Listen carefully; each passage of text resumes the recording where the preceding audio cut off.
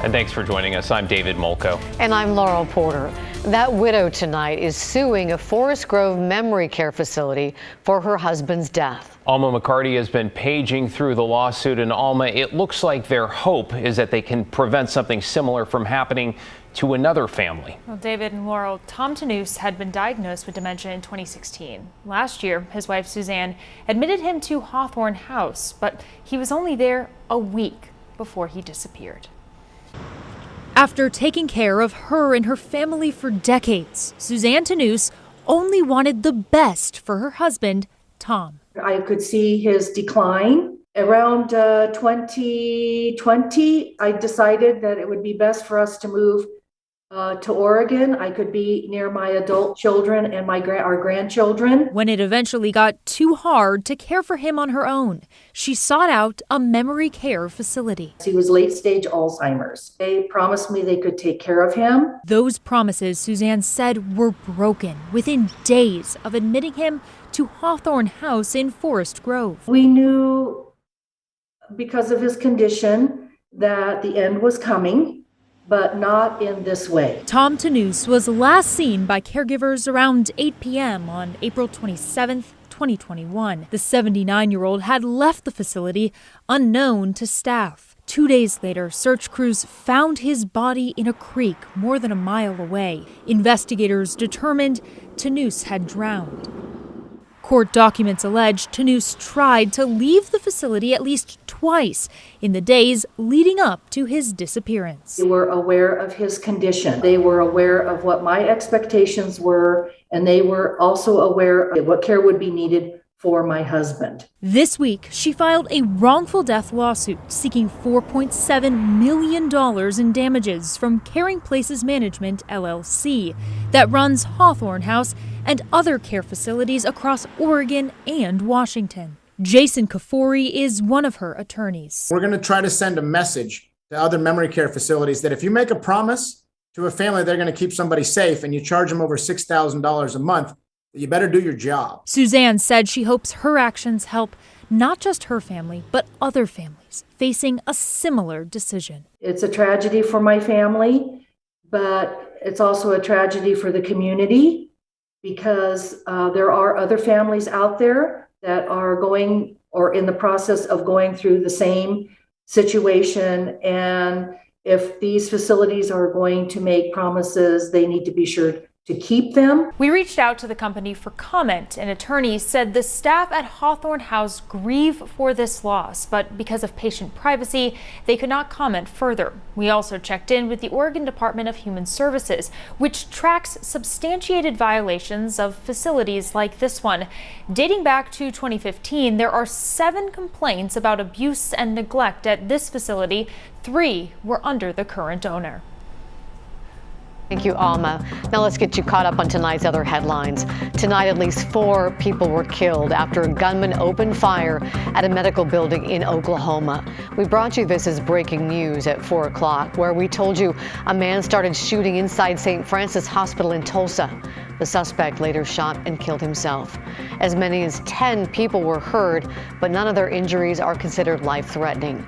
We're waiting to find out the motive behind the shooting. Well, new tonight, we learned a man accused in 3 separate homicides in Portland will be committed to the state hospital. A judge ruled that Joseph Banks is not able to assist in his own defense and right now cannot stand trial. Banks is accused of fatally shooting 3 men in what investigators suspect were random attacks. He's been diagnosed in the past with schizophrenia and has a criminal history that has kept him in federal custody for most of the last decade. Safety improvements are expected to come to a dangerous and notorious stretch of road in Portland. Today, the Portland Bureau of Transportation took ownership of a 7-mile stretch of 82nd Avenue. It goes from Killingsworth on the north end to Clatsop on the south end. Improvements would include lighting, pedestrian crossings, and pavement. In the last 15 years, 19 people have been killed in that area alone. Well, it is a blow tonight to Portland's ongoing effort to get more people off the streets. In the coming weeks, one of the city's homeless villages will be shut down. And as Blair Best reports, concerns over unsafe conditions are now leading to questions about where people go from here. It simply became too unsafe and untenable for us. Andy Goebel runs All Good Northwest, a nonprofit providing on-site services for people living at 3 of Portland's homeless villages. He says the Old Town Village, located on the corner of Northwest 6th and Hoyt Street, has become too dangerous for their staff and residents. The Joint Office of Homeless Services, which oversees the village, couldn't find another nonprofit to take over management of the village, forcing them to close it. This setback comes as several other homeless villages are slowly opening across the city.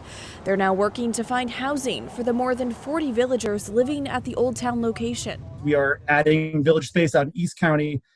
We are looking to develop other congregate spaces, other motel spaces. So in the context, we are still going to see a huge jump in shelter capacity. We've had quite a few incidents of gun violence, some in the immediate proximity of the village. We've had our staff end up being first responders to a shooting. Anytime there's transition like this, we realize that it's difficult, it's even traumatizing. This closure affects more than just those living inside this fence, like Kurt Love, who was on the village wait list. I was almost to the top of the list after like 6 months of waiting, and I'm not getting a house now. These white huts will soon be the new Safe to Rest village here in Multnomah Village. And a handful of the people staying in the Old Town location will move in here. This site opens in a few weeks. Blair Best, KGW News. The mass shooting at a Texas elementary school has parents and school officials across the country asking what can be done to keep students and teachers safe. Some want to know if school resource officers should return to districts that took police officers off their campuses. SROs are police officers stationed in schools who are usually armed. A number of districts have decided to do away with SROs in the last couple of years. And while some embrace the idea of bringing them back, some studies suggest SROs may actually negatively impact students of color, making them feel less safe. Maybe it might make them feel more comfortable if they had an SRO that was of an ethnic background as well, to make them feel more comfortable.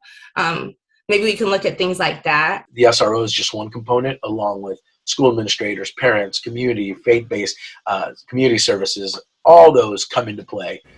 As for where things stand now, Salem, Kaiser, Portland, and Forest Grove school districts do not have SROs. Beaverton schools do have SROs, but for how long is uncertain. And in Southwest Washington, Vancouver Public Schools has something called district resource officers. They're employed by the district and trained by law enforcement. And the school shooting in Uvalde has been tough on parents and young people, including some local teens. And that is because they share a connection with 4 of the victims who were softball players just like them. So the team came up with a way to raise money to help their families. Our photojournalist Corey Long went to practice in Canby tonight to learn how. Rebels Hook on 3. 1, 2, 3, Rebels Hook! With something this dramatic, we wanted to talk with the girls about it, and we just talked about how can we give them a hug from so far away, and how can we help support the community and let them know we're thinking about them. And we talked about it at the end of the practice, and we talked about maybe a helmet sticker, and then it kind of went from there. It kind of came together when we all realized that, we all felt really bad for those families, and, we wanted to do something to help, and even if it's just a little thing, it could go a long way. We're just playing for them, and it's just a show that we care about what happened. Our first goal was $1,000 and to get 25 teams to support the cause, and we raised that in the first 6 hours. There you go. There you go. We're now over 100 teams in 20 states and approaching $6,000 already. We've talked a lot about how being kind makes a big difference, and it doesn't take much. A simple smile, or in this case, a little sticker, can really mean a lot more than that. People do care about what happens. Yeah, even if it's really far away, people do still care and want to help out. I want them to know that it's not just them or the people around them or just in that state that knows about what happened, and I want them to know that other people are supporting and that we did this for them. A little thing can go a long way, and Canby Signs and Graphics is chipping in to print those stickers for free, while the coach and softball families are paying for the shipping supplies. The money is going to go directly to the Robb School Memorial Fund. We'll have contact info up for you on kgw.com if you'd like to order and contribute.